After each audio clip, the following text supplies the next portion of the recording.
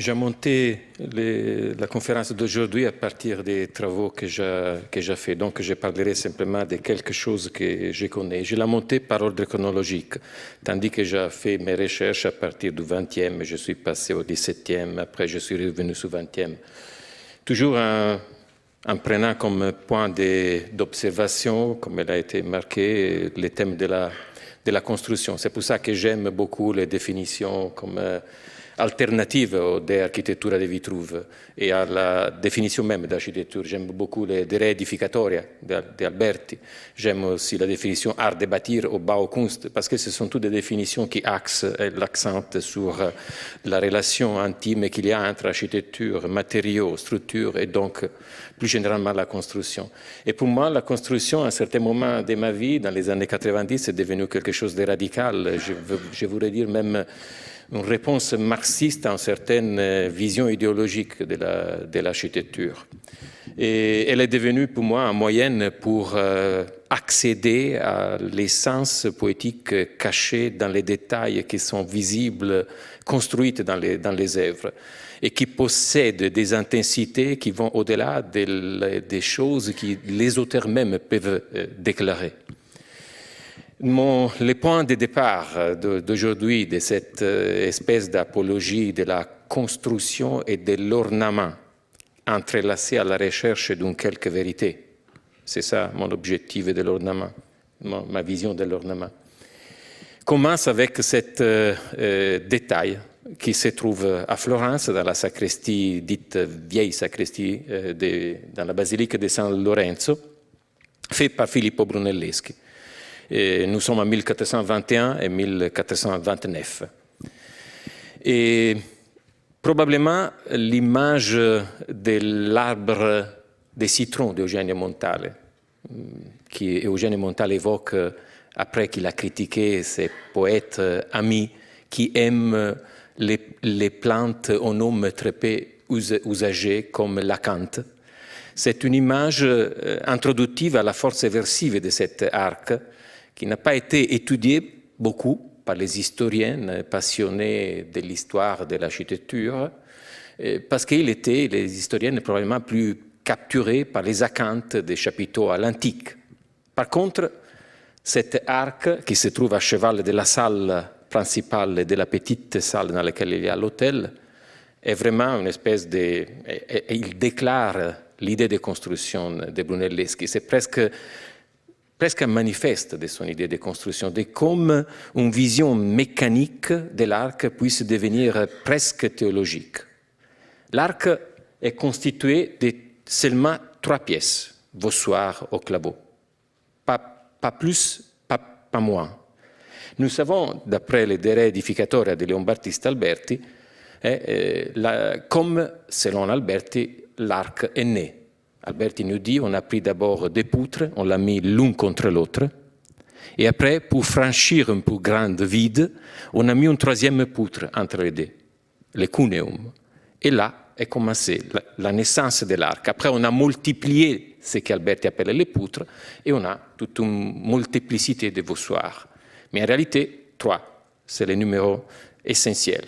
Et Alberti nous peut conter cette histoire dans son traité seulement parce qu'il a vu, regardé, et je suis convaincu, discuté avec Brunelleschi sur la mécanique de cet arc. Brunelleschi a contrôlé chaque pièce de cet arc. Toutes les pièces sont identiques, ils ont la même longueur. Et il a pris en considération la jonction entre les pièces. Cet élément-là, pour lui, il est devenu fondamental parce que quelque chose se passe dans cette joint. Il y a une transmission, une liaison qui s'est faite. Et alors, il a décidé d'introduire une ornementation expressive de cette liaison.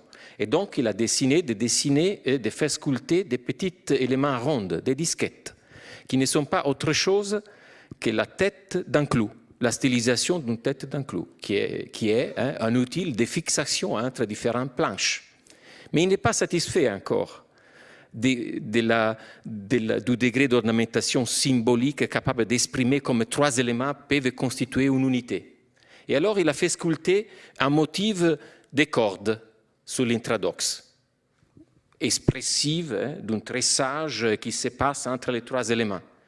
Et encore, la corde ici a une forme et ici il a une autre forme. Donc il a sculpté des motifs de tressage qui vont s'entrelacer ici. Cet motif passe ici, il arrive ici et passe de l'autre côté. Et cet motif passe de l'autre côté. Et vous comprenez qu'il est en train de vraiment, à travers l'ornementation, d'exprimer l'entité presque divine de cette trinité qui forme une unitarité, qui est l'arc et qui est exprimer cette unitarité par ce motif décoratif floréal tenu par un ruban doré. Pour faire ce type de raisonnement, Brunelleschi a changé radicalement les systèmes de construction des arcs. Il n'y a plus de vossoirs de petites dimensions qu'on peut monter à la limite avec les mains. Il faut des grandes machines, parce que et jamais me père à l'appeler vossoir, claveau, parce que c'est quelque chose de différent. Hein. Il a pris une statut différente, cet élément. Et il a besoin de machines pour être monté, parce qu'il est lourd. Et c'est une volonté que Brunelleschi poursuive.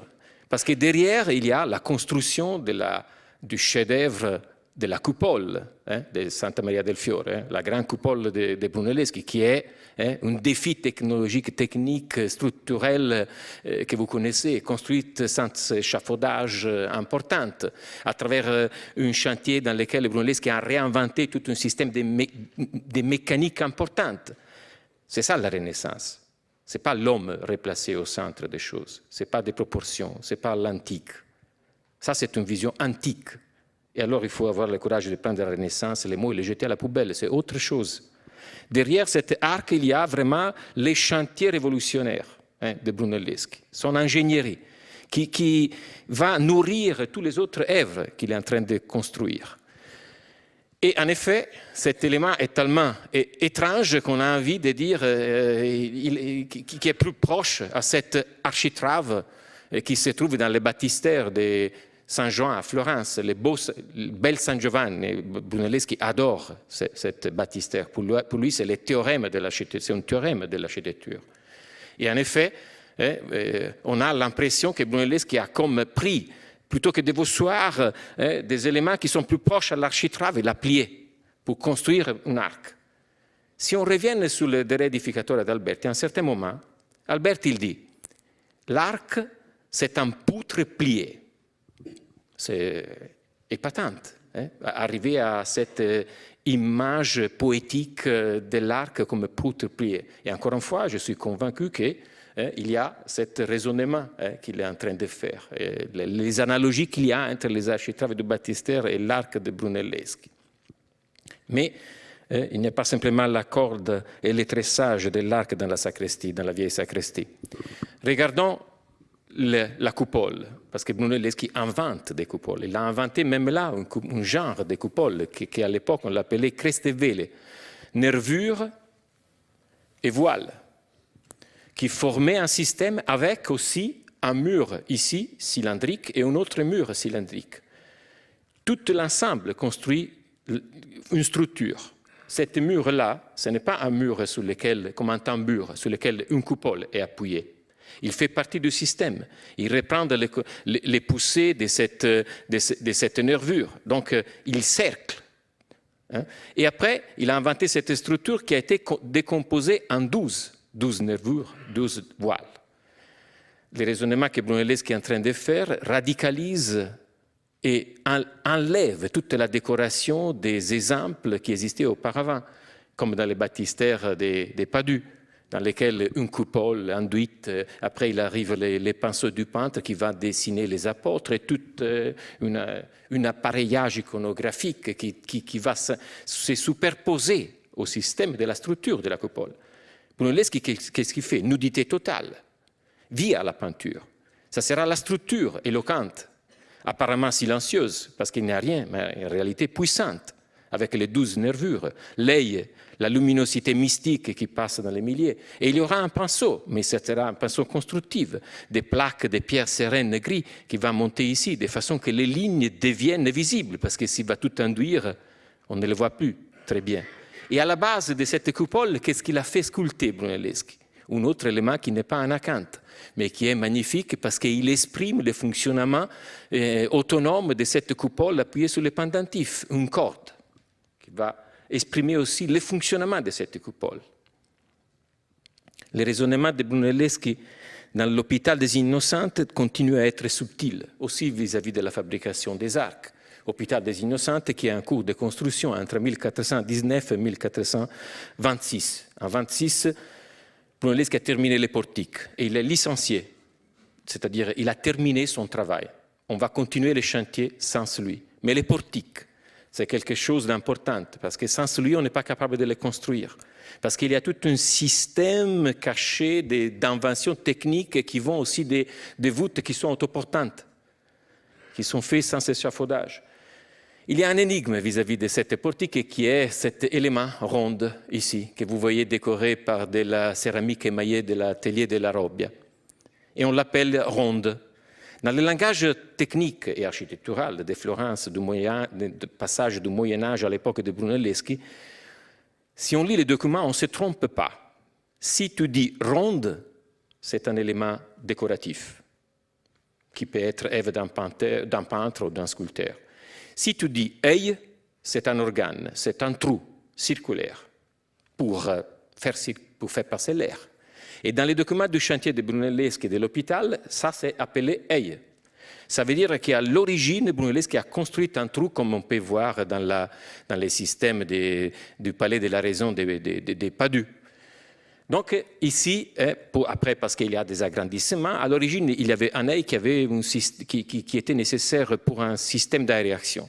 Et si nous regardons comme les pierres sont coupées, on comprend très bien qu'il y avait un vide là-dedans. Et on sait que Brunelleschi a dû transmettre à cet tailleur de pierre les maquettes pour couper les éléments de l'arc. Qu'est-ce qu'il y a de spécial ici? Il y a de spécial le fait que cette longue voussoir et cette autre longue voussoir qui sont appuyées sur cet élément-là, oubliez cette ligne qui a été faite dans le 19e siècle lorsqu'on a restauré les colonnes. On a dû scier ici, enlever un bloc de pierre, naturellement il y avait tout l'échafaudage en bois, pour substituer les fûts des colonnes. Donc ça, ce n'est pas Brunelleschi. Brunelleschi a fait tout un bloc unique comme ça. Et après, les deux éléments-là vont se contribuer. Il y a une jonction verticale. Cette jonction verticale, ça signifie que cet élément, s'il est chargé, il ne tombe pas parce qu'il cède l'un contre l'autre. Parce qu'ils doivent céder, parce qu'il y a cette grande vide ici. Là, par exemple, vous voyez comme Michelozzo il a coupé différemment les systèmes de la pierre. Donc, il est en train de construire par tangence, il est obsédé par cette construction parfaite des éléments. Il appelle même cette maçonnerie dans les documents des chantiers qu'on connaît, scudo di muro, écusson. J'aurais envie de dire presque remplissage, quelque chose de secondaire. Parce qu'il a envie de construire des vraies propres ossatures, des vraies propres... C'est un concept qui commence à se dessiner à cette période-là. Mais il a des difficultés aussi, Brunelleschi, lorsqu'ils doivent construire cette architrave qui passe tangente au système des arcs. Il y a une anecdote très significative dans la vie d'Antonio Manetti, la vie de Brunelleschi, qui après a été reprise par Giorgio Vasari, très significative et qui nous doit faire réfléchir. L'anecdote concerne le fait que Francesco della Luna, un homme important de la Florence de l'époque, a repris le chantier de Brunelleschi et il a fait un agrandissement à la droite de l'hôpital pour construire la cour des femmes. Donc, à côté du portique, il a dû ajouter quelque chose. Et il ne voulait pas trahir le langage de Brunelleschi. Et il s'est posé toute une série de questions, on le voit très bien. Il a pris l'architrave de Brunelleschi, il a continué comme ça. Il est arrivé jusqu'à la travée qu'il avait ajoutée. Il est arrivé là, il ne savait plus quoi faire. Alors, Della Luna, il a plié l'architrave envers le bas. Il est arrivé jusqu'en bas, en correspondance de la base de cette colonne cadre morte dans les murs, il l'a replié comme ça. Parce qu'il sait que Brunelleschi travaille par tangence, et lui, il espère que cet élément ajouté puisse être, comment dire, ancré au système brunellesquien. L'anecdote est que Brunelleschi voit les chantiers. Il rencontre De la Luna et il lui dit « Tu as commis une faute ».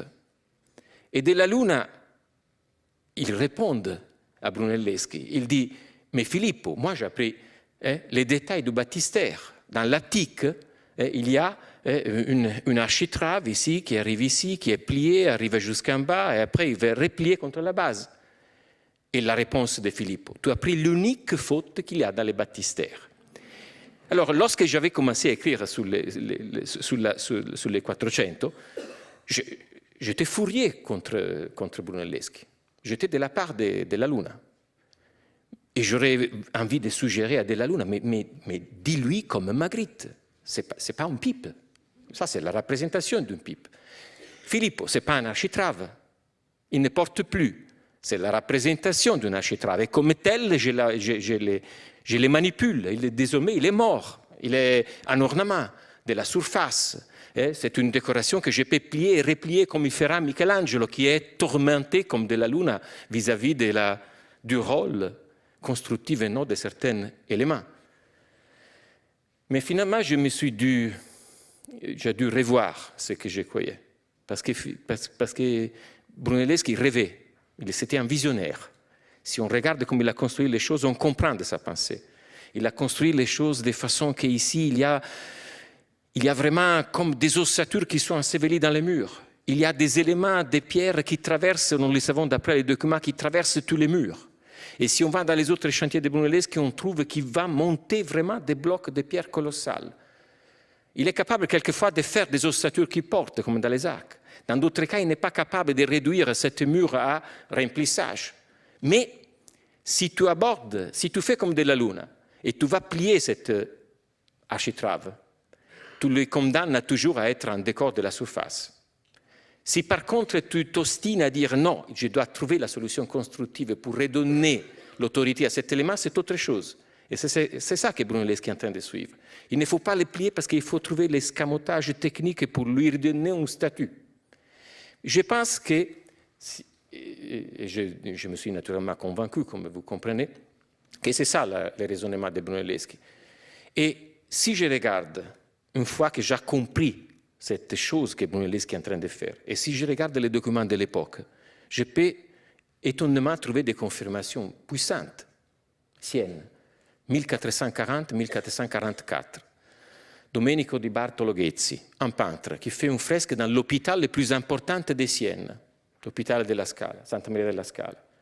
C'est une fresque qui nous déclare clairement le langage brunellesquien, même avec la pierre. Il a peint les colonnes et les colonnes cadres mortes dans le mur. Il a peint en gris-vert, qui est la couleur de la pierre sereine employée par Brunelleschi et qui à Sienne n'existe pas. À Sienne, il n'y a pas cette pierre, il n'y a pas cette couleur constructive. Mais la chose qui m'a émerveillé d'une façon incroyable, je croyais que c'était une fresque refaite dans le 19e siècle. C'est ça. Aujourd'hui, notre œil est trop habitué à voir des poutres métalliques composées, des auvents, des chemins de fer, dans lesquels vous voyez une ligne qui fait comme ça, des éléments ronds, un autre élément comme ça.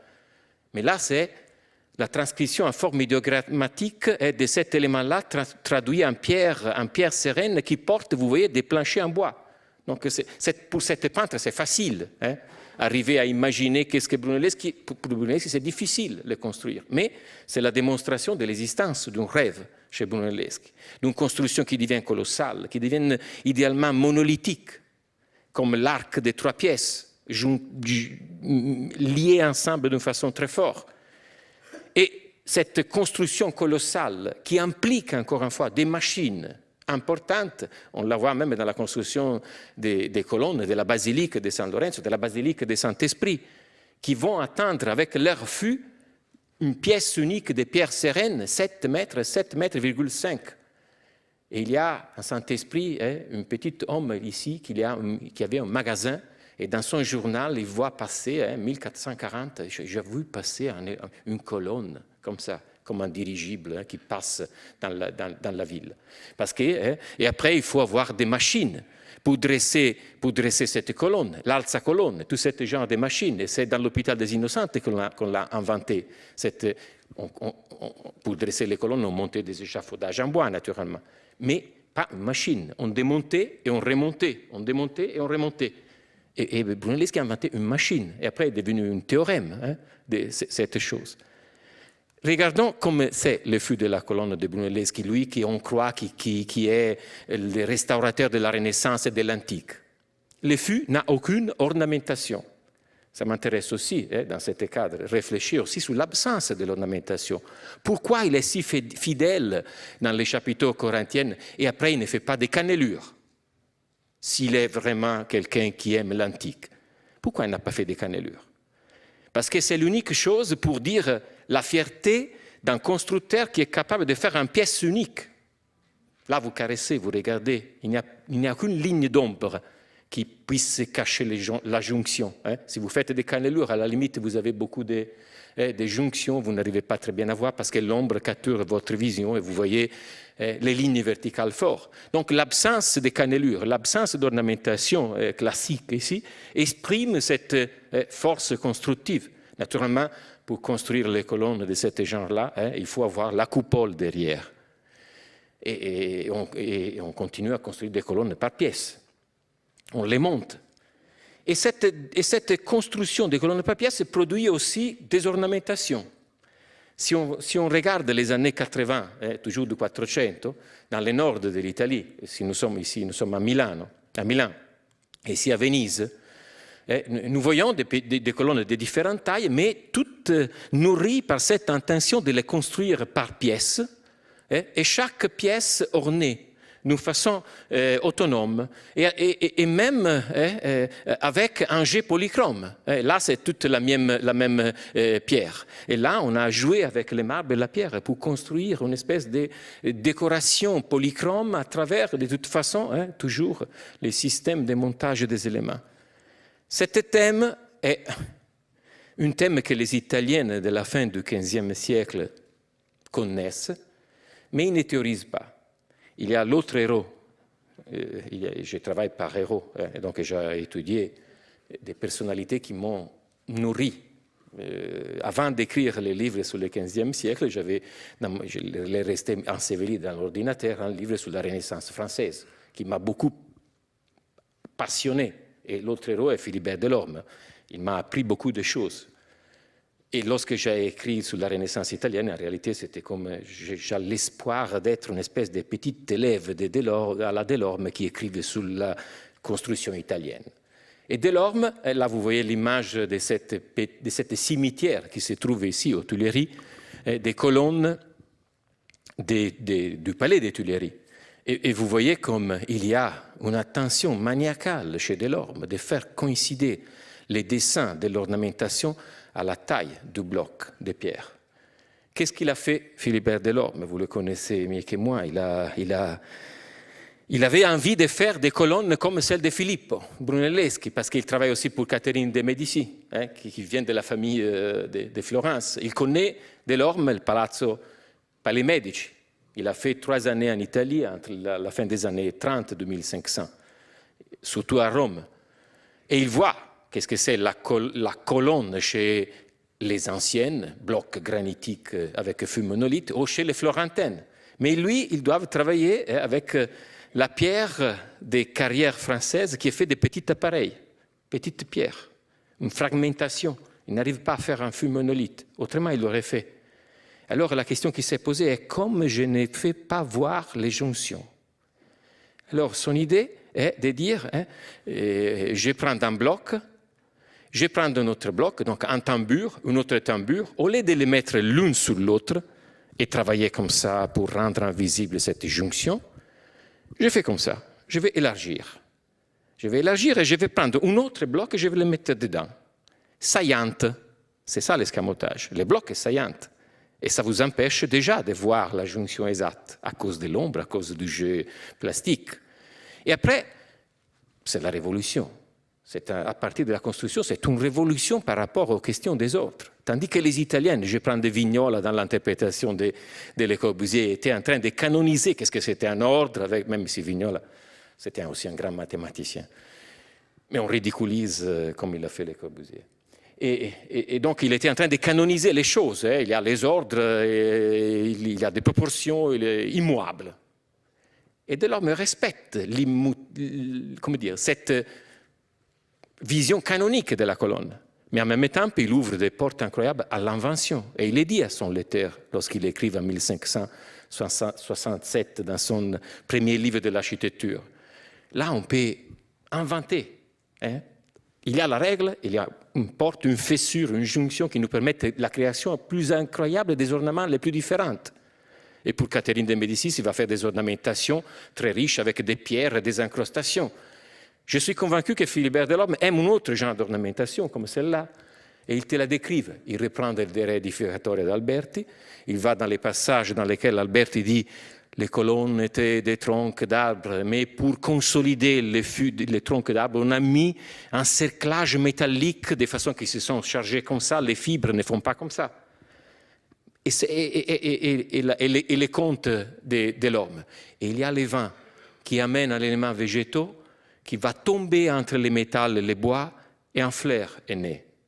Et c'est pour ça qu'il va sculpter ça. Mais il va prendre un cerclage métallique qui était un élément de consolidation de la construction du flou en bois. Ce n'est pas négligeable. 3 années après la publication, la révélation d'un principe de construction de la colonne en pièces, 1570, Palladio écrive les 4 livres d'architecture. Et il y a un chapitre, Les abuses, dans lequel il reprend, si vous voulez, les gestes de Filippo. Tu as commis une faute. Mais il les glisse sans la visionarité de Brunelleschi en axiome académique.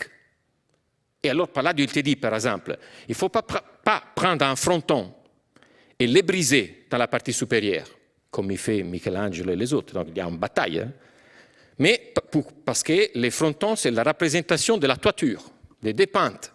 Oui, chez Palladio, mais lorsque les frontons sont adossés à une fenêtre, c'est où la toiture? Elle n'existe plus. Désormais, c'est la représentation d'un fronton et je peux la plier, comme il a fait Francesco della Luna dans son architrave. Et après, il va sur les colonnes et il dit, parce qu'à Venise, on construisait, vous avez vu la chapelle Cornaro, et on continuait à construire des éléments, des anneaux, dans les fûts de la colonne, même s'ils ne coïncidaient pas au système de construction, mais il y avait cette mode de la colonne avec un anneau dans le milieu. Et Palladio, il dit, il ne faut pas faire ça. La colonne doit donner l'impression d'être un monolithe. Il y a un décalage entre vraisemblance et vérité chez Palladio, théorisé. Parce que pour lui, l'important est la vraisemblance, elles doivent sembler. Aujourd'hui, on parlerait de ce mot que je commence à détester, des tectoniques. Désormais, si tu ne parles pas des tectoniques, tu n'es pas à la page. Et on sait qu'est-ce que c'est la colonne d'habitude employée par Palladio dans ces villas. C'est de la viande hachée avec du rochefort qui t'empêche de voir la viande hachée. C'est des briques, en briques, et l'enduit qui te redonne la vraisemblance de ce système. Donc nous sommes en présence de deux visions complètement différentes. Les figures immuables à confirmer. Et donc, si vous voulez, la décoration pure. Et la recherche d'un autre système qui s'est fait avec les refus du revêtement. Delorme travaille avec de la pierre apparente et doivent faire avec. Et ce n'est pas négligeable, ça. Tu laisses la pierre apparente. Tu ne peux pas te réfugier dans une couche qui t'empêche de voir. Les élèves, les épigones, les continuateurs aussi des l'œuvre de Delorme, Jean Boulin, par exemple, qui a continué aussi à travailler dans les Tuileries, qui a fait les châteaux équins, il a fait un portique monumental à l'antique, magnifique, dans la cour de ce château équin, que dans le XVIIe siècle, les Français, désormais devenus plus académiciens des Vignoles, considèrent vraiment l'œuvre à l'antique, vraiment un chapiteau philologiquement cohérent, la colonne de Bulin. Delorme, on commence déjà à les considérer avec, on dit exactement, il avait des yeux trop gothiques, parce que les figures de Delorme n'étaient pas encore parfaitement à l'antique. Et comme Boulin, de toute façon, a appris la leçon de de Delorme, mais il a voulu être palladienne, sans se faire la colonne en petites pièces déclarées. Il a pris, il allait dans la carrière, il a coupé les blocs de pierre selon les lits de la carrière, et après il a monté en délit, comme ça.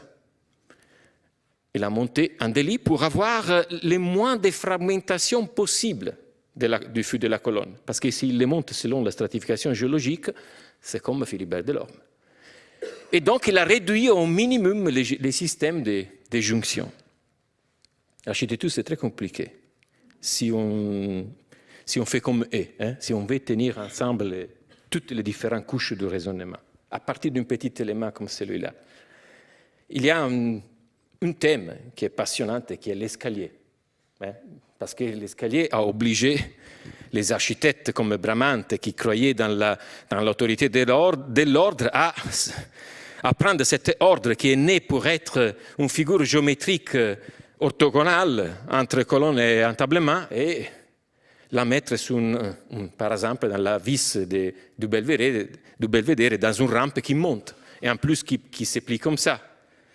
Et donc ça devient un théorème compliqué à résoudre. Et la chose la plus passionnante, naturellement pour mes yeux qui désormais sont déformés, ils ne sont plus objectifs du tout, je regarde seulement certaines choses. Et dans cette image, la chose qui me plaît ou qui m'intrigue, ce n'est pas le fait d'où viennent cette volute ici ou cette astragale, non, c'est ça, c'est cet élément-là qui m'intrigue. Et j'imagine Bramante dans sa maison, sur la planche à dessin, avec la bougie qui est là, avec son compas et la règle. Qu'est-ce que c'est cet élément? Qu'est-ce que c'est l'identité que je peux donner à cet élément? Qu'est-ce que c'est l'ornementation identité? Il connaît l'Antiquité, il a fait des feuilles, mais rien, il n'existe pas cet élément. C'est pour ça qu'il est en silence total. Nudité qui n'est pas la nudité de Brunelleschi. C'est la nudité parce que c'est un cuneum qui doit résoudre la question de l'horizontalité d'une architrave pliée parce que la rampe monte. Mais là, c'est un drame pour Bramante. Et Philibert Delorme, qui est allé à Rome, et qui est français, et qui a un orgueil incroyable d'être français, parce qu'à Saint-Gilles-du-Gard, il y a, pour toutes les tailleurs de pierre, un théorème qui est la vis, qui se trouve dans les transepts, qui est resté encore là, vivante, il y a la démolition, mais il y a un vis qui est un chef-d'œuvre de la stéréotomie française. Et même aujourd'hui, les compagnons du devoir font le pèlerinage. Et moi aussi, j'ai fait le pèlerinage, des fois, parce qu'une fois, c'était fermé. Et pouvoir toucher cet objet. Mais la vis de Saint-Gilles, qu'est-ce qu'il a? Il a un noyau plein. Et après, il y a toute une voûte en berceau, toute en pierre appareillée, qu'il a dessiné, c'est vraiment lettré à la Delorme. Et Delorme, lorsque dans son traité aborde la question des escaliers, il parle vis de Saint-Gilles, vis du Vatican. Il est obligé de parler de la vis du Vatican. Parce que Bramante, en tant qu'architecte perspective, qui connaissait la perspective, scénographe, il a créé une scénographie épatante pour tout le monde à l'époque. Il a créé un grand vide. Un espace magnifique dans lequel il y a une théorie des colonnes qui rend possible cette vide. Et Delorme, il est énervé. Moi aussi, j'ai envie de faire je vais faire éclater la vis de Saint-Gilles, mais je dois corriger toutes les fautes que Bramante a fait. Et donc, il fait la liste. Et il dit, par exemple, il ne faut pas faire des architraves pliées, elles sont très faibles. Il faut faire des arcs rampantes. Pourquoi Bramante n'a pas fait des arcs rampantes? Mais parce que pour les yeux de Bramante, ce n'est pas possible cette figure dégueulasse comme ça. Mais logique. Logique parce qu'elle est plus solide. Et Delorme n'a pas peur de ça. Parce qu'il connaît les cathédrales, les arcs rampantes, les arcs boutantes. Pour lui, c'est normal donner cette configuration. Après, il dit, il faut plier. Il ne faut pas faire ça. Il faut plier les chapiteaux, il faut plier la base qui suivent la logique de la ligne. Et j'ai donné totale confiance jusqu'à une certaine période de ma vie à Philibert Delorme. Mais après, je me suis rendu compte que l'architecture est difficile. 1540 à peu près, Chateaubriand, beaucoup de maîtres maçons à cheval arrivent pour construire la nouvelle aile. Il y a comme une espèce de consultation. On discute beaucoup et le résultat, c'est cet escalier. Cet escalier qui démontre comme la critique de Bramante est d'une actualité incroyable pour les Françaises. construire un escalier avec des arcs rampantes, avec des éléments qui sont exactement pliés. Et même là, on s'amuse à les mettre entre les paliers et la montée pour fragmenter en D ce système. Et la base est pliée. Et je croyais c'est logique. Non, ce n'est pas logique. Il y a un mensonge incroyable même là, que la tombée du revêtement révèle. C'est où la base? Il y en a deux de bases. Il y a la représentation de la base, ceci ce n'est pas une base, et après il y a la base réelle. Alors la représentation de la base, c'est ça. Elle est sculptée dans un bloc unique. Alors, c'est où la base de la colonne? Et ça commence à devenir difficile, même parler d'architecture. Oui, si j'écrive de ça, je dois dire, OK, il y a la base à l'antique qui a été sculptée comme ça, mais la colonne, le fût de la colonne est appuyé sur une base dont le bloc est informe. C'est vraiment compliqué. Mais, tandis qu'on s'efforce de déformer les autres pour les rater à certaines géométriques, il y a d'autres discours beaucoup plus mathématiques qui se font dans les passages 16e, 17e, qui abordent une autre construction informe, logique. Galilée, dans son discours mathématique, pose une pierre miliaire dans le monde de la construction, dans le monde de l'architecture. On ne s'est pas rendu compte, les architectes, tout de suite. Il a posé une question, je résume banalement, qu'est-ce que c'est la forme idéale d'un poutre qui est encastré contre le mur ici et libre de l'autre côté, forme de maximale résistance dans le sens, si vous faites un couple ici, vous avez pas plus, pas moins des matériaux nécessaires à la résistance. Un peu comme l'arc de Brunelleschi, qui est 3 parce que pas plus, pas moins.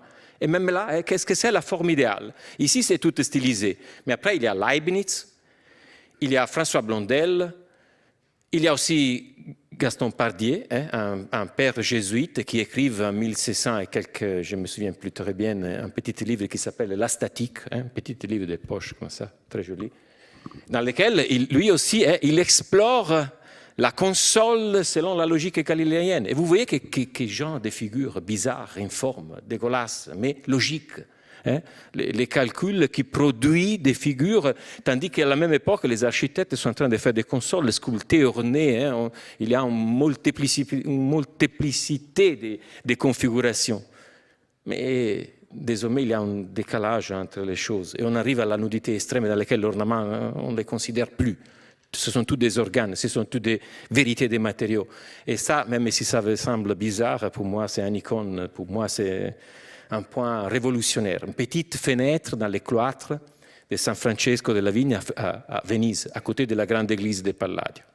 Et c'est Carlo Lodoli qui l'a construite, un père qui s'intéressait de l'architecture, qui éduquait les Vénétiennes de l'aristocratie à être au pouvoir, et qui donnait des cours d'histoire de l'art, d'histoire de l'architecture, des matériaux et tout ça. Et il a construit cette fenêtre à partir des expériences qu'on a faites sur la résistance des matériaux. Buffon a mis la forêt de Montelubin à la disposition du roi. Il a pris tous ces troncs d'arbres, il a scié, et il a monté sur un chevalet, et il a commencé à charger jusqu'à voir la flèche, jusqu'à voir la roture pour calculer qu'est-ce que c'est la résistance de certains types de poutres. Parce que le roi avait envie de faire des navires plus légers et qui vont plus en vitesse des navires des Anglais, parce que c'était une question de bataille dans les mers et de domination. Et donc la science va rechercher la résistance pour trouver des choses idéales. Et Lodoli est au courant de ce test sur la résistance du bois. Et il dit qu'il faut faire des tests aussi sur la résistance de la pierre. Et après, il fait faire une machine. Et après, il y a tous les tests sur la résistance de la pierre qu'on a fait pour la construction du Soufflot, l'église de Sainte-Geneviève. Le Panthéon, Soufflot, Gautier, Perronnet, Rondelet, ils ont tout fait cette machine pour tester la résistance de la pierre. On écrase la pierre. On écrase la culture théorique architecturale, pas simplement la pierre. Parce qu'une fois que tu as dit, les bois ont un certain degré de résistance à la compression, et la pierre a un autre degré de résistance, la métaphore basique, les principes de l'imitation, qui est à la base de la théorie architecturale jusqu'à cette époque-là, c'est-à-dire tu peux faire une colonne en bois, après tu la peux faire en pierre, avec les mêmes formes, ça devient une bêtise totale, parce que les matériaux ont une autre logique.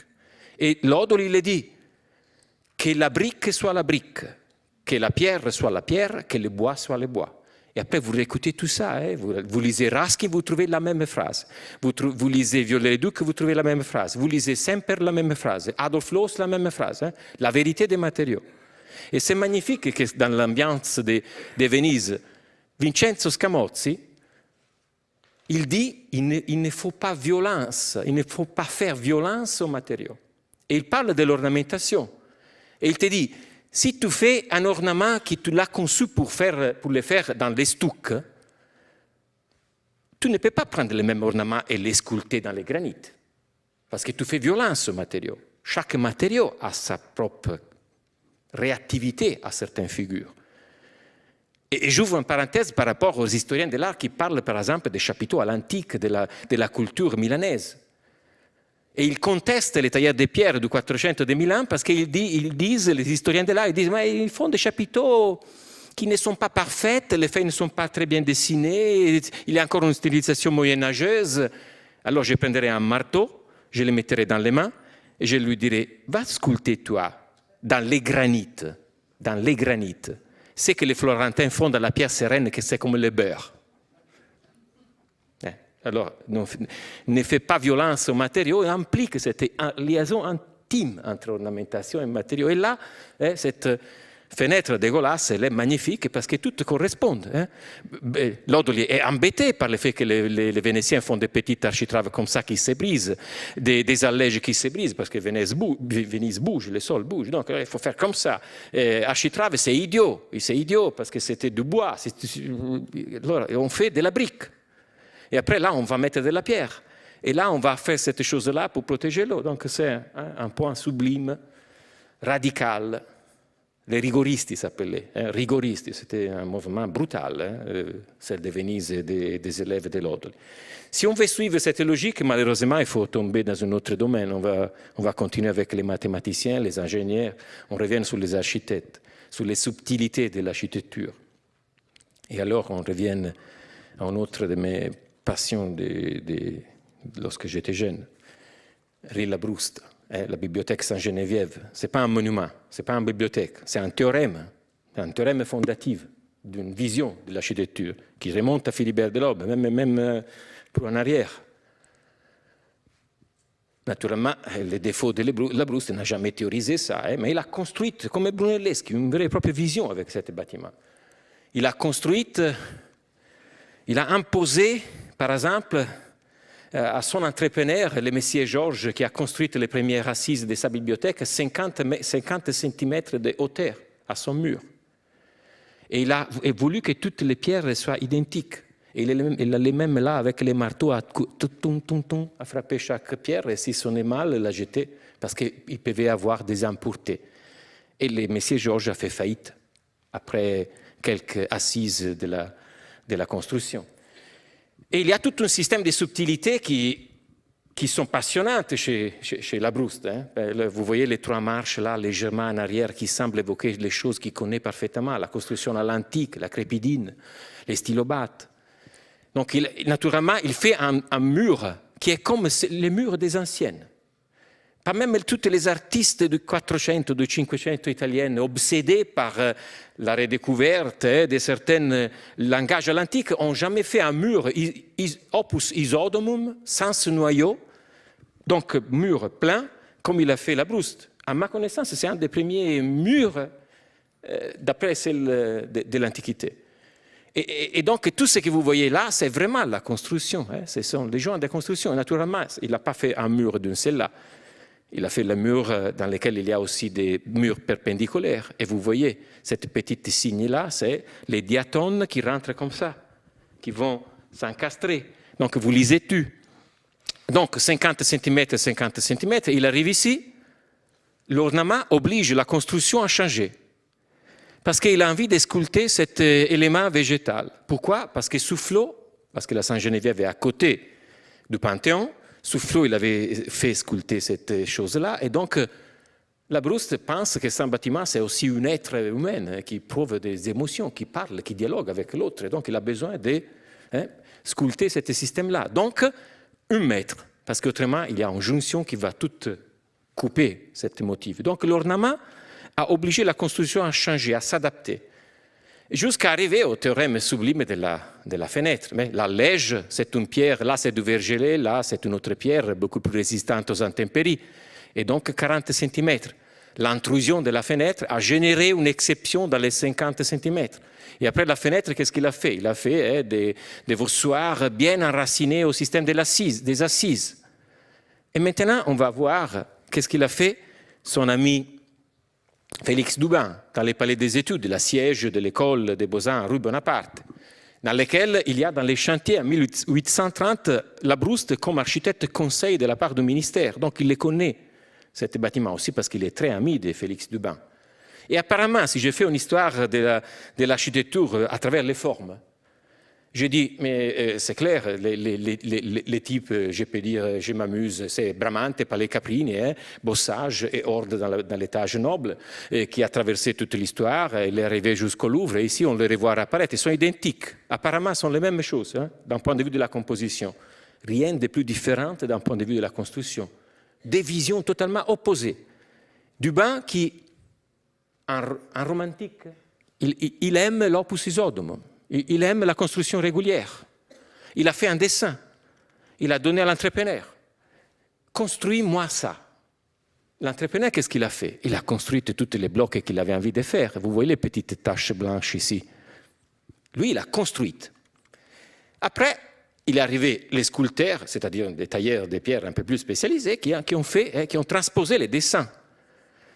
Et naturellement, Dubin, il peut travailler simplement avec les sillons. Pourquoi il est très foncé, ce système-là? Parce que tu dois les sculpter.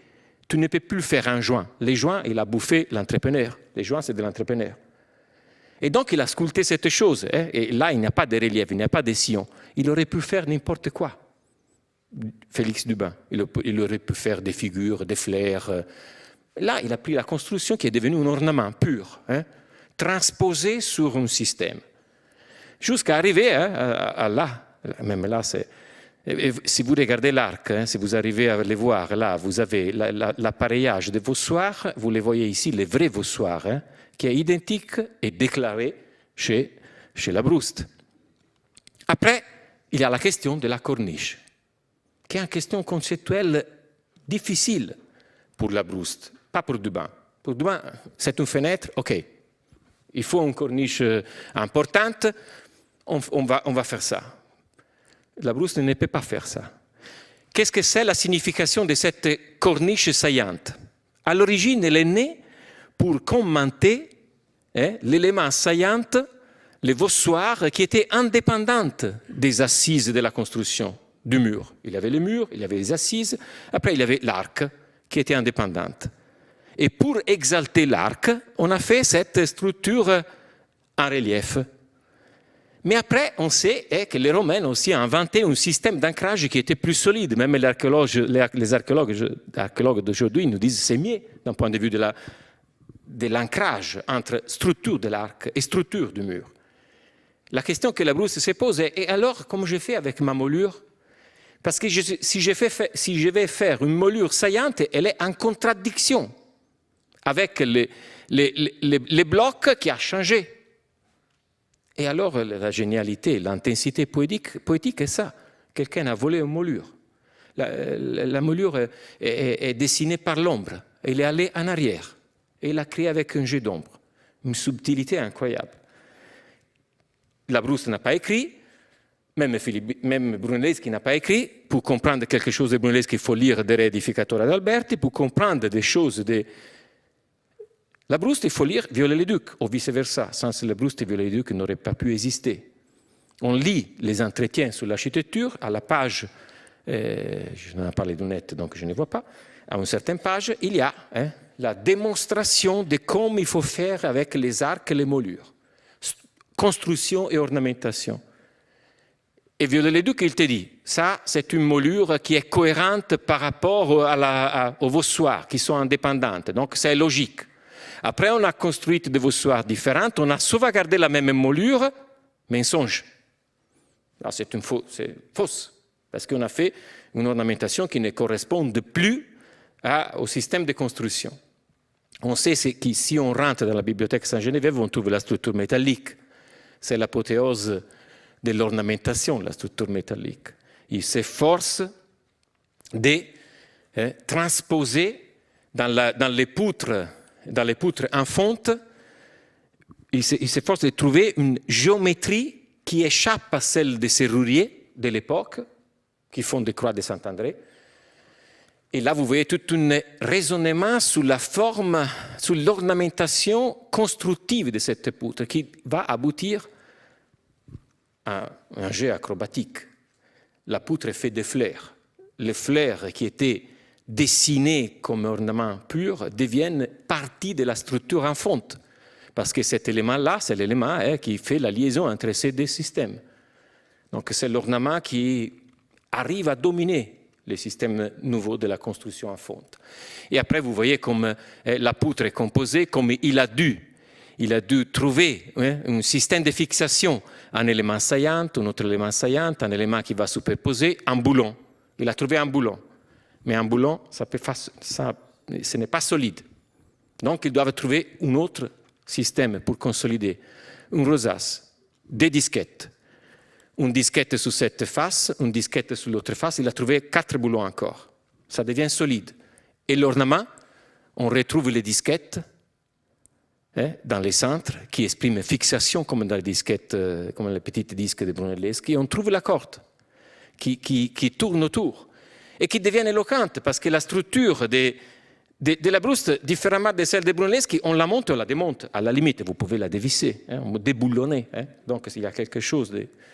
Et après, ici, qu'est-ce qu'il fait? Un autre théorème se dessine ici. La convergence de deux mondes constructifs différents, avec des dimensions différentes. Et comme trouver une syntonie. Les mondes différents, c'est la lourdeur de la pierre, laissée apparente, et la légèreté de la fonte, elle aussi laissée apparente. Dans les points de tangence, la brouste va introduire les revêtements. Pourquoi elle a introduit ce revêtement? Pour pouvoir dessiner, introduire une ornementation qui échappe à la logique pure de la construction, sans se trahir la construction, parce que cet ornement, vous voyez, sur l'enduit, il a dessiné quoi? Des voussoirs, il a redessiné un arc. Mais ça a été très utile pour lui parce que tout ça est devenu beaucoup léger. C'est comme si la légèreté de ce système est allée dans la maçonnerie, via le revêtement qui va accueillir un type d'ornementation encore constructive, mais beaucoup plus nuancé, subtil. Cet thème de la convergence de deux structures différentes avec des potentialités différentes via l'ornementation deviennent conceptuels et évoqués, théorisés par Berlage. En 1905, Berlage, lorsqu'il a terminé la bourse d'Amsterdam, il donne une conférence et il parle de l'avant d'architecture, l'architecture de la paroi. Et il te dit, il faut réinventer l'architecture de la paroi à partir des structures de couverture qu'on est en train de monter. Charpente métallique. À partir de la charpente de métal, il faut réinventer l'architecture de la paroi. Ça ne signifie pas qu'il faut réinventer une technique constructive, une structure de la paroi, non, un concept de paroi. Et ce concept de paroi s'exprime à travers des formes et des ornementations. Toute cette bourse est conçue à partir du haut. Les projets commence par là. L'architecture de la salle principale de la bourse d'Amsterdam commence avec cette poutre courbe, qui ne s'arrête pas ici. Le compas de Berlage a continué pour créer une syntonie entre la poutre métallique et tous les systèmes en briques avec les renforcements en granit. Et encore plus, naturellement, lorsqu'il y a ce moment de tangence, comme dans la bibliothèque Saint-Geneviève, tout est en briques, vous devez l'imaginer construite tout en briques. Berlage, qu'est-ce qu'il a fait? Il a dessiné un lambrequin.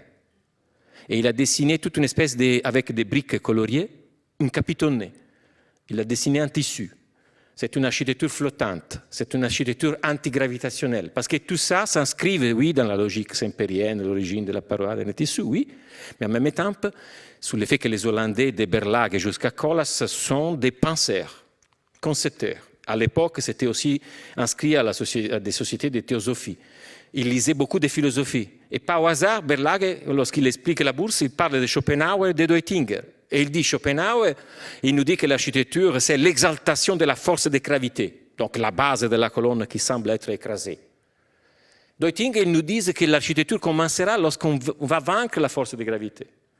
Et là, Berlage s'est efforcé de vaincre la force de gravité. Il a réduit au minimum les points d'appui ici, tellement au minimum qu'il a construit comme ça. Vous voyez un dessin perspective, mais il y a une photo qui nous fait voir les travées qu'il avait construites à la base. Mais tout de suite, Berlage a dû introduire un pilier et des arcs, parce que la bourse était en train de s'enfoncer. Tellement était antigravitationnel. Sans tout ce raisonnement qui passe via l'ornementation, on n'arrive pas à, avec cette moulure et tout ça, on n'arrive pas à comprendre des styles, Van Esburg, l'antigravitationnalité des Hollandais, et les besoins des générations successives de Berlage de détruire l'ornement pour dire l'ornement est la visibilité de la brique.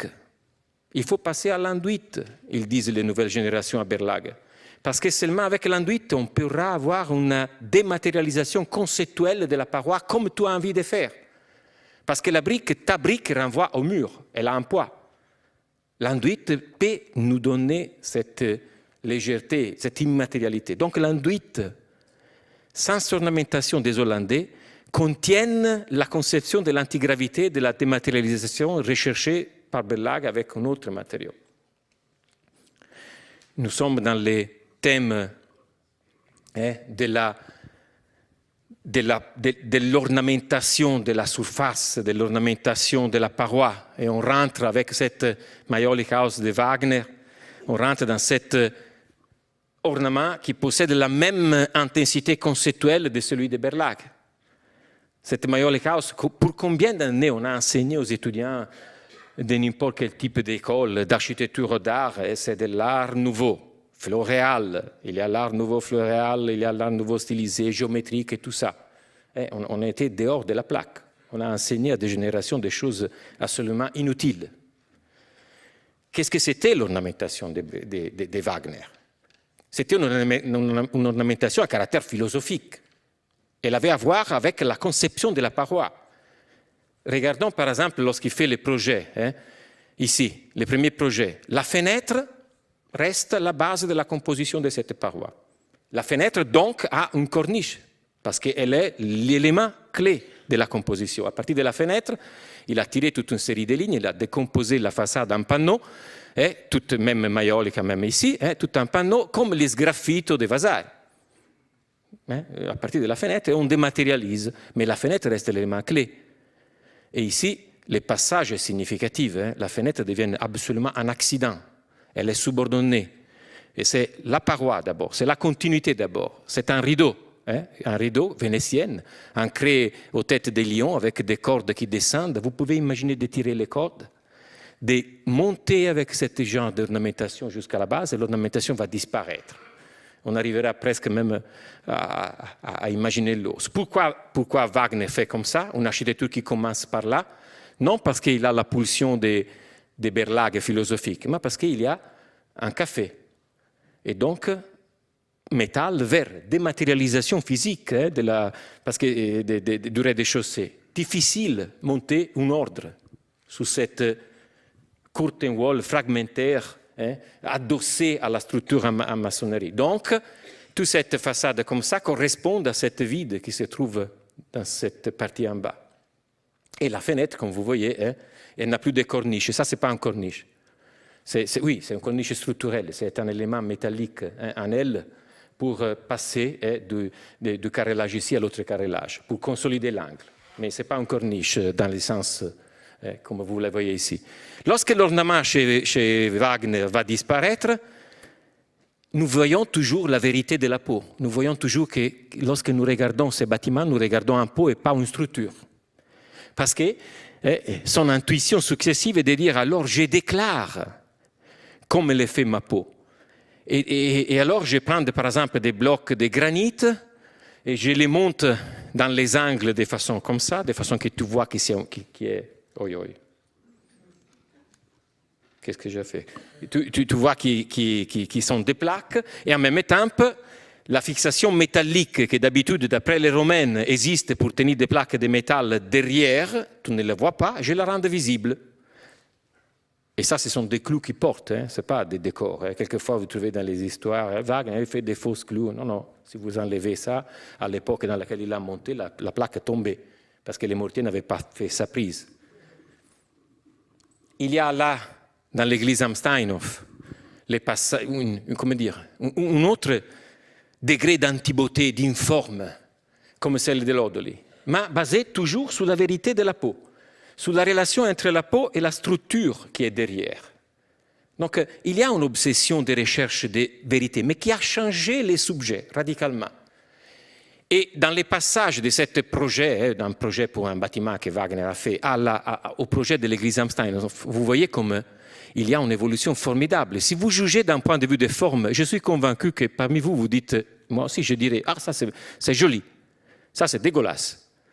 Parce que ça, là vous voyez, là qu'est-ce qu'il a fait? Il a monté des plaques qui reproduisent les systèmes de structure qu'il y a derrière, parce qu'il pense de construire un arc en brique et de l'habiller avec des plaques en marbre. Et le revêtement exprime ce qu'il y a derrière. Mais ce n'était pas la chose qu'il nous a dit au moment du projet de la Maiolic House. D'abord, c'est la continuité, après il y a l'écrasement de la Maiolic House. D'abord, c'est cette façade, après il y a les fenêtres qui ont écrasé le curtain wall idéal. Et alors, c'est correct, je vais dire, cet dessin. Dégueulasse d'un point de vue du dessin lui-même, mais justifié, conceptuellement très fort. À l'origine, c'est la continuité. Goethe qui le dit à l'abbé Loger. À l'origine, c'est le mur, ce n'est pas la colonne. Et après, la serlienne, cette fenêtre tripartite, c'est un écrasement du mur. Mais là encore, Wagner s'est trompé dans ce détail. Il a introduit une colonne dans cette conception. Il a introduit aussi une menuiserie qui devient comme architrave et qui va appuyer sur une plaque. La solution finale, encore plus horrible de cette chose-là, elle est intense. Hein? Vous ne voyez plus de colonnes. À l'origine, c'est le mur habillé, écrasé, pour obtenir des fenêtres. Le revêtement ne doit pas parler de ce qu'il y a derrière. Seulement avec cette réflexion, on peut arriver à Adolf Loos, non? À cet architecte qui a écrit Ornement et crime. Pourquoi, par exemple, les bâtiments, la Loos House, le Goldman Sachs, chez Michael Platz à Vienne, 1910 à peu près, l'enduit de Loos n'a pas aucun ornement. Non parce que Loos est contre l'ornement, mais parce qu'elle est à la recherche, comme tous les Viennoises, de la vérité du revêtement, de la vérité du matériau du revêtement. Et ils nous le disent avec des mots fantastiques, Loos. Qu'est-ce que c'est l'enduit? Comme matériau, il est très proche à la pierre. Il a la même origine. Mais il n'a rien à voir, parce que la pierre, tu vas l'appareiller, et il y a tous les joints et toutes les fissures des joints. L'enduit, il dit, est le plus proche au cuir. C'est un pot que tu vas mettre sans jonction, parce qu'il passe de cet état pâte, et il le dit à l'ouvrier qui fait l'enduit, ne fais pas de fausses joints. Les joints, c'est un problème de l'appareillère de la pierre. Toi, tu as cette chance, le silence total. Cet silence total correspond à l'absence de cannelure dans la colonne de Brunelleschi. Sauf que Brunelleschi exalte la construction. Et Loos exalte le revêtement. Et l'architecte qui parle contre l'ornement, il construit la première ossature en béton armé à Vienne importante, avec, vous voyez la coupe, hein, ça correspond à la façade. Il y a des portiques, cette figure structurale, qui vont d'ici à là, d'ici à là, d'ici à là. Pourquoi il a fait monter cette portique, cette plancher qui retombe comme ça? Pour planter les colonnes, qui ne doivent pas porter. Donc tout ce miracle structurel est pour arriver dans une phase de chantier qui est comme ça, dans lequel il y a la structure en béton armé, les mezzanines suspendus, les planchers suspendus, dans l'attente de l'arrivée du revêtement et des colonnes qui sont elles aussi revêtements, elles aussi ornements, valeur symbolique pure. Hennebick pour les collèges de France à Boulogne-Billancourt, il fait la même chose. Il y a un annexe, et on a besoin d'un grand vide. On ne va mettre pas des colonnes, hein. C'est un grand vide. Mais la structure, c'est la même. Et voilà trois exemples énigmatiques du rôle symbolique de la colonne, qui n'est pas la colonne de Brunelleschi, qui est la colonne de Philibert Delorme. Hein. Wagner, à l'église am Steinhof, dans la Serlienne, il a refusé la colonne alignée au mur. Lorsqu'il fait l'entrée, il les repousse dehors. Et il déclare, la colonne, c'est un objet symbolique qui porte des anges. Il y a toute une littérature. Ce n'est pas forcément Delorme, ce n'est pas forcément Wagner. Pas non plus Semper, qui parle d'une origine symbolique de la colonne, mais même François Blondel, même Gallaccini, même dans Vitruvio, il y a l'idée que la cannelure s'est emplie d'un vêtement. Si c'est empli d'un vêtement, la colonne, ce n'est pas un élément structurel, c'est un être humain. Donc il y a toute une ligne éversive qui traverse la littérature vitruvienne qui voit que la colonne, qui pense que la colonne c'est un objet symbolique, comme ici, hein, est mis en œuvre. Là, l'escamotage, la finction est extrême. On a l'impression des colonnes qui portent une architrave métallique. Par contre, ce n'est pas une architrave métallique, c'est les planchers en béton armé. C'est pour ça hein, que je pense que même le jubé de l'église de la Madeleine à Troyes est magnifique. Quelqu'un a volé des colonnes. Il y a 3 systèmes semblables. Je viens au point de départ de toutes mes recherches en tant que personnel. J'ai commencé à étudier Perret, même lui, donc il m'a appris beaucoup. Lorsqu'on étudie quelqu'un était mort ou non mort, il te transmet beaucoup de choses. Et donc je m'étais passionné fortement à cette vision de l'architecture du béton armé. Cette idée de rendre visible le squelette en même temps de l'habiller, de l'ennoblir, d'enlever du gris, parce qu'à l'époque de la rue Franklin, ici, le béton était considéré gris, mais même il est resté dans les jugements populaires. Les personnes normales, même ma mère, si lui montre une pierre gris, il dit « Ah, magnifique !» Tu lui dis « Ça, c'est du béton gris. » « Ah non, non, c'est le même gris. Hein. » Mais il y a ce préjugé formidable qui, à l'époque, était dramatique, donc habillage, donc revêtement, qui va introduire de la couleur, mais qui ne va pas du tout trahir comme les revêtements viennoises, les supports. C'est intimement rapporté au support. Hein? Ici, regardez la coupe. Hein? Là, c'est du béton. Là, c'est de la brique. Donc là, il y a de la brique de remplissage. La brique est habillée avec des éléments céramiques, Alexandre Bigot, polychrome, feuille. Quoi de plus léger de la feuille pour dire « je ne porte pas, je suis remplissage ». Remplissage d'une structure qui a une ossature en béton armé, qui donc a un revêtement avec une ornementation silencieuse, fort, pour dire « je porte ». Donc l'ornement, c'est la même matière, c'est de la céramique, mais dessinée d'une façon qui soit expressive par rapport au support. Et Perret il a fait un raisonnement tellement rigoureux que, par exemple, si vous regardez exactement ce détail-là, hein, et on regarde la coupe, vous voyez qu'il y a une poutre hein, qui retombe un peu, dont l'épaisseur n'est pas si significative, mais la hauteur est très importante. Et je peux imaginer ici Perret qui dit, qu'est-ce que je vais faire? Une plaque unique, comme ici, ça devient lourde, qui ne correspond pas exactement à la légèreté de ce système. Donc je fais des plaques. Donc je prends les mêmes systèmes. Qu'est-ce que je vais mettre dans les milliers? Un entrepreneur, lui, il est entrepreneur. Pragmatique, il aurait dit, ok, j'ai les fleurs, je les vais mettre là. Non, faute. Les fleurs, c'est remplissage. Derrière, il y a la structure. Donc, petite carreaux silencieuse, sans ornementation, parce que ça fait partie du système de la structure. Et lorsqu'il fait les garages de la rue des Pontiers, il se débarrasse de la céramique et qu'est-ce qu'il fait? Il fait une structure à tout niveau.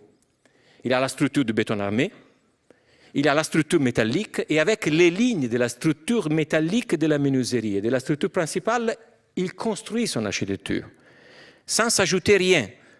Il l'appelle rosace, ça, non? C'est un jet de compas, vous le voyez. La texture des briques de verre qu'il a choisies, elle forme aussi un décor, une ornementation, mais elle est née à travers la fabrication de l'objet. Et c'est pour ça que lorsque l'article Ornement et crime d'Adolf Loos a été traduit en français, Perret, il a recopié des passages, il a donné une conférence à Paris en 1917, en pleine guerre, avec un titre « Les styles sans ornement ». Et il dit, Loos, il nous parle comme ça, je suis tout à fait d'accord. Et il explique pourquoi, mais c'est clair, pourquoi. Il est beaucoup plus radical de Loos. Loos, on a vu, c'est un raisonnement un peu plus compliqué. Perret, il les prend pour ce qui lui intéresse, pour parler de la structure et de la vérité de la structure. Et par hasard, lorsqu'il fait le théâtre des Champs-Élysées, il fait l'ossature du théâtre des Champs-Élysées, qu'est-ce qu'il fait, Perret? Il se pose la question, qu'est-ce que c'est, ce fragment que je vois entre les planchers de cette ossature? Est-ce que c'est une colonne ou c'est quelque chose de différent? Il fait le raisonnement de Philibert Delorme. Sauf qu'il n'a plus le petit appareil de Philibert Delorme, il a une ossature en béton armé qui commence en bas et qui va continuer jusqu'à la sommité. Qu'est-ce que c'est, ce fragment? Il va redessiner la base qui ne peut plus être la base de Schopenhauer, l'écrasement, parce qu'elle n'est pas appuyée au sol. La base de Perret n'existe pas ici, parce que c'est un fragment d'un monolithe qui arrive jusqu'en bas. Ce n'est plus la base conventionnelle. Alors, qu'est-ce qu'il a mis? Il a mis une fusion en bronze, il a enroulé pour nous donner l'impression d'un quelque chose qui va percer. C'est l'ornement qui exprime la mécanique de cet élément qui a complètement changé parce qu'il fait partie d'un système plus monolithe. Et les Corbusier, c'est clair, qui suivent certaines impulsions de Perret. Les Corbusier, c'est les plus grands interprètes de l'œuvre de Auguste Perret, même si les deux se sont fichés, se sont battus, et après il y avait une poétique complètement différente. Mais ça suffit de regarder, lorsque Le Corbusier désormais est l'apôtre de l'architecture du XXe siècle, lorsqu'il fait Marseille, l'unité d'habitation à Marseille, donc il a déjà enseveli Perret il y a des années, mais la leçon perretienne, elle est toujours là. Ça suffit de regarder qu'est-ce qu'il fait comme pour les pilotis de la hall d'entrée. Il a même amplifié la base, il a créé un grand trou, il a mis des réflecteurs, il a mis une dalle de verre. Et après, lui aussi, Le Corbusier est en train de penser à trouver l'identité de ce nouveau élément de la structure en béton armé, cette pilotis. Et à travers l'ornementation, il nous déclare son fonctionnement. Il y a une partie qui porte, ici, la partie pleine. Et il y a une partie des ailes qui abritent des organes qui descendent de la plateforme, toute la tuyauterie. Vous pouvez ouvrir la porte, et à l'époque, il y avait tous les tuyaux qui descendaient jusqu'au collecteur central. Donc le pilotis est décomposé en deux parties, la partie qui porte et la partie qui abrite les organes. Et là, on a comme une espèce d'idéogramme moulé avec les planches. Et après, il a dessiné avec un jet vertical, horizontal, tous les bétons. Il a dessiné avec des motifs décoratifs, parce que vous avez vu, il est un artiste décorateur. Et lorsqu'il va faire, par exemple, les grands chefs-d'œuvre à Chandigarh, lorsque, par exemple, il doit faire la salle du Parlement, et les techniciens de la Philips ils lui disent « Monsieur l'architecte, vous avez choisi une forme industrielle magnifique d'un point de vue de l'espace, acoustiquement, c'est une catastrophe. » Et alors, Le Corbusier commence à chercher une façon de contrôler les ondes du son. Et alors, il imagine de faire toutes ces choses en béton brut, et il cherche des ornementations plastiques. Il va dessiner des nuages. Ou il va demander à Pierre Jeanneret, fais-moi des photos des empreintes des caterpillars dans les chantiers. Parce qu'il est intéressé à la plasticité de cette empreinte sur la terre. Aussi parce que c'est chantier. Aussi parce que c'est un outil de construction, les bulldozers, qui rendent possible la construction des bâtiments. Et donc il s'efforce de transposer les empreintes, il pense il est en train de manger avec une assiette métallique, et il dit « Ah, je peux faire de la tôle emboutie ». Donc il imagine de prendre les empreintes et de faire de la tôle emboutie pour avoir un coffrage plastique, sculpturel, qui soit capable de contrôler l'acoustique de la salle. Mais les techniciens de la Philips lui disent « Non, monsieur l'architecte, même ça, ce n'est pas possible ». Donc il va faire des nuages et va... S'il aurait eu la capacité de faire ça, il aurait fait une construction ornementée parfaite, qui était l'obsession du jeune Le Corbusier. Lorsqu'il se présente dans cette année, il dit « Je fais de la construction, je suis spécialiste de la construction ornementée ». Parce qu'il avait appris l'ornementation. Mais cette ornementation était en train de devenir quelque chose de complexe. Il générait des espaces. L'ornementation, les corbusiérienne, déjà à cette époque-là, dans la ville de Fallais, produit un organisme. La réflexion sur la nature produit des éléments architecturaux et cette leçon continue toutes les longues de la vie de Le Corbusier, jusqu'à la fin de sa vie. Par exemple, lorsqu'il fait les voyages dans l'Amérique du Sud, un aéroplan, il ne se promène plus avec les jambes sur les paysages du Jura, mais il regarde Rio de Janeiro, il regarde la baie de Rio, il va la dessiner, et après il continue à la dessiner, il la redessine, comme selon les principes de stylisation de l'époque de la Chaux-de-Fonds, dessiner et redessiner pour produire à partir des racines des colonnes. Et après, qu'est-ce qu'il va faire avec ces gens-là? Il va les transposer dans la base du pavillon du Brésil, ici à la cité universitaire. Et il l'extrude. Et il génère un espace qui anticipe l'espace de ces gyms à Learning Center dans lesquels je suis souvent. Pour moi, prendre cette photo, ça signifie quelque chose aussi d'intrigant. Et même lorsqu'il fait le Carpenter Center, il passe de cette configuration à l'autre. Il fait cette maquette. C'est significatif. Nous, on peut croire, comme on a fait, OK, c'est les poumons, c'est la métaphore de la biologie, et Le Corbusier il a écrit des pages sur ça. Si on suit ce qu'il a écrit, on fait comme ça. Mais comme je l'ai dit au tout début, il faut faire attention. Il y a les œuvres et ce que les architectes ou les artistes écrivent. Les passages d'ici à là, des laboratoires du Carpenter Center qui sont disposés comme un poumon, à cette inversion, tu peux la faire si tu n'as pas fait l'école des Beaux-Arts, tu as fait l'école d'art appliquée. Et tu t'es confronté avec les Verneuil, les Grasset, et tu as fait pour des années tous ces jets comme ça. Et il va continuer à les faire dans les années 40.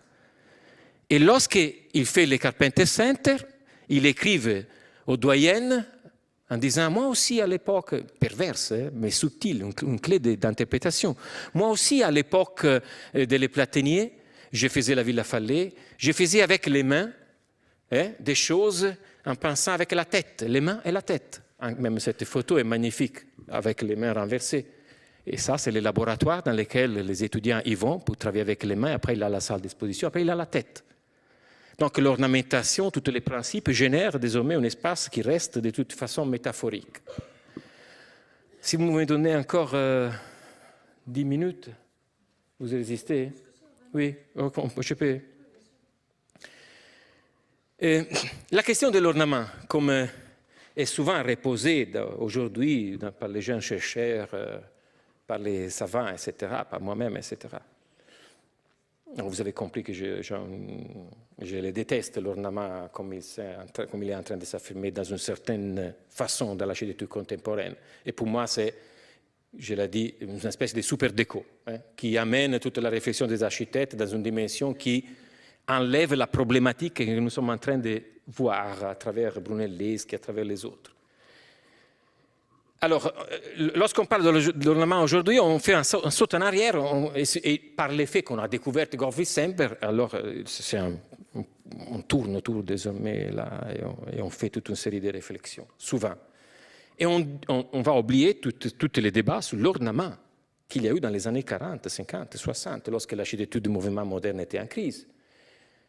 Ça suffit simplement rappeler qu'est-ce que Kahn dit de l'ornement. Vous le connaissez, Kahn, grande constructeur américaine, il dit, dans une phrase mémorable que même Philibert Delorme aurait pu souligner, il faut dessiner comme on construit.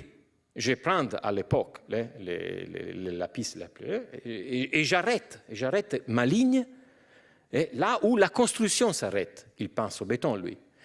Si je fais un coulage, c'est un signe. Donc, lorsque j'ai projet, je dois arrêter mon crayon là où la construction s'arrête. Et après, elle repart. C'est ça, l'ornement dont il parle, Kahn. Et il a construit, probablement après Le Corbusier, c'est la conceptualisation qu'on trouve dans les œuvres de Kahn d'une intensité formidable, à travers des détails que vous pouvez... Si vous n'êtes pas architecte, vous dites Magargiani, mais ce sont des choses inutile, fragmentaire, inutile, mais en réalité, il y a une vision extrême, forte. Ça suffit, j'espère, d'arriver à vous le démontrer. Regardez ce dessin-là, qui est en détail. Il est en train d'étudier les systèmes de coffrage pour le Salk Institute. Alors, il n'emploie plus les planches en bois, les petites planches en bois que Kahn aimait parce que Le Corbusier les faisait. Et que Le Corbusier, c'était l'apôtre pour Kahn. Mais il commence à prendre du contreplaqué, donc des grands panneaux. Et maintenant, il se pose la question, il y a un panneau de contreplaqué, il y a un panneau de contreplaqué. Souvenez-vous de l'orme, un tambour à un tambour. Qu'est-ce que je vais faire entre les deux? Il va mettre un élément en bois sculpté, bois massif. Au tout début, il pense au bois massif. Parce que c'est un dispositif technique qui lui permet aussi de récupérer et d'exploiter au mieux les remplois de coffrage. Et il va dessiner une moulure. Qu'est-ce que c'est cette moulure? Après, vous savez qu'il fera le V-joint, il fera cette jonction en forme de V. Mais ici, nous voyons, les rouges, c'est le béton qui va contre les coffrages. Alors, il fait une moulure qui a un triangle avec la tête coupée. Qu'est-ce qu'il veut nous dire? Cette moulure, elle veut dire, dans les systèmes de coffrage, il y a les panneaux et il y a un élément spécial. Cette moulure exprime l'élément spécial. Il n'exprime pas la jonction entre les éléments. La jonction réelle est là. Il y a un décalage entre cette moulure et la jonction réelle. Il y a un décalage entre ces deux systèmes. Et il fait faire des essais. Si vous allez au Salk Institute, vous descendez dans la salle des machines en bas, et il y a un mur dans lequel il a fait des essais pour tester ce système. Et là, vous voyez les essais. Là, c'est la jonction, là, c'est la moulure saillante. Mais il n'est pas satisfait de cette solution. Et cette V va glisser exactement dans la jonction entre les éléments. Et il devient expressif de la jonction, mais plus que ça. Il devient expressif de la matière béton dans les moments dans lesquels il fait sa prise. Ça veut dire, lorsqu'il a fait la Yale Art Gallery, il a fait des planchettes en bois. Il a fait la jonction masculin-féminine du parquet. Mais pour empêcher au béton de passer les longues de la jonction, mais vous voyez, le béton dans la phase liquide, il pousse, il a envie de sortir. Et alors, il laisse des traces comme ça. Les passages que Kahn fait d'ici à là est comme dire, OK, tu as envie de sortir, je te fais sortir. Je te donne la possibilité d'une fuite. Le V-joint devient ça. La possibilité de la matière liquide de pousser et de sortir. Et il arrive même à dire, Kahn, qui est obsédé par la perfection, il arrive même à dire, si le V-joint est tout fragmenté, ne vous inquiétez pas. Ça veut dire que c'est un vrai V-joint. C'est une vraie connexion. Pourquoi il dit ça? Parce que lorsqu'il est en train de faire Dacca, il a projeté un système dans lequel les ornementations que vous voyez, les éléments aimables qui ici sont sautés correspondent à un passage, des coulages du béton, des montages, des coffrages, donc une ornementation constructive, parfaite. Et chaque ligne que vous voyez là correspond au montage des coffrages. Mais lorsqu'il y a des entrepreneurs qui interviennent après les collaborateurs de Kahn dans les chantiers, les entrepreneurs, pour faire vite, ils ont dit, OK, mais faire ce coffrage-là, c'est une complication incroyable. Donc, on peut faire plus vite. On peut monter des planches, on peut sculpter. Il a envie d'avoir un V-joint. OK. Sur les plaques, je vais faire un sillon, comme ça, qui laisse la même empreinte, si tu n'es pas un sommelier du détail. Donc, les entrepreneurs sont en train de faire la même chose là. Quand il a envie d'avoir, non l'isodome comme ça, il a envie d'avoir un certain dessin, on le fait. Mais Kahn, ça, il le déteste, parce que ce n'est pas la réalité constructive. Il a envie que chaque empreinte soit réelle, soit la démonstration d'un process de croissance. Le mot de croissance, pour lui, est presque organique et obsessive chez lui. Et l'ornementation vive de cette croissance. Dernier chapitre qui concerne aussi mes recherches, c'est Koolhaas qui m'a dévié de la construction et m'a fait revenir dans la construction avec une autre optique. Vous avez donné la possibilité à Koolhaas de construire ses premiers bâtiments, Villa d'Allava, à Lille, et grâce à la France, Koolhaas est devenu un grand architecte. Les premiers bâtiments qu'il a fait, les palais des congrès, même là, pour rester dans cette petite détail, comme il a fait les planchers inclinés, il a fait une disjonction, tandis que Brunelleschi, Delorme, Kahn sont obsédés par ce système de tenir ensemble les parties. Lui, il fait comme ça. Il opère par disjonction. Il va créer des fissures importantes, des fuites. Il prend les contreplaqués, il va les jeter, comme Harpe il fait avec à la limite, comme Harpe il fait avec ses papiers. Il les jette, il reste en vide. Pas si grande, naturellement, dans le cas des Koolhaas. Et après, le vide, grâce à des planchettes qui sont montées en bas, est rempli par le béton qui produit ce genre-là. Mais là, c'était une fissure importante entre les éléments. Et du reste, dans les mêmes bâtiments, on voit ce genre de déconnexion entre les parties. Si on regarde, par exemple, la relation entre les faux plafonds dans la hall d'entrée, les faux plafonds et les piliers, au lieu de créer un serrage entre les deux, qu'est-ce qu'il a fait Koolhaas? Il a ouvert.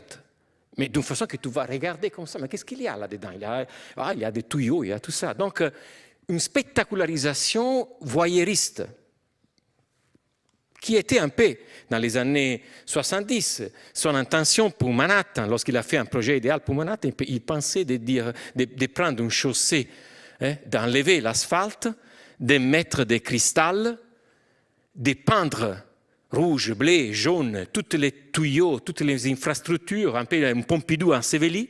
Et alors, il parle du flâneur de Baudelaire qui se promène dans Paris dans le 19e siècle. Le flâneur à Manhattan, il se promène. À un certain moment, il voit finalement tous les organes qui rendent possible la vie de toutes les tours des gratte-ciel, les tripes cachées.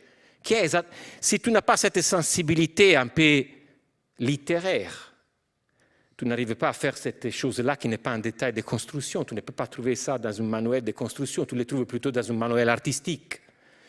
Cet détail est plus proche, étant donné de Duchamp, qu'à n'importe quel type de connexion. Seulement, les visiteurs un peu curieux, ils vont là, près de la porte de Duchamp, ils voient une fissure. Mais qu'est-ce qui se passe? Là, une femme, derrière, ils voient cet diorama. Qu'il soit jonction, ou qu'il soit disjonction, la connexion des éléments, la juxtaposition des éléments, dans les grands chefs-d'œuvre de l'architecture, produira toujours des fissures qui, à travers la construction et l'ornement, nous amèneront à des univers poétiques. Et j'ai terminé.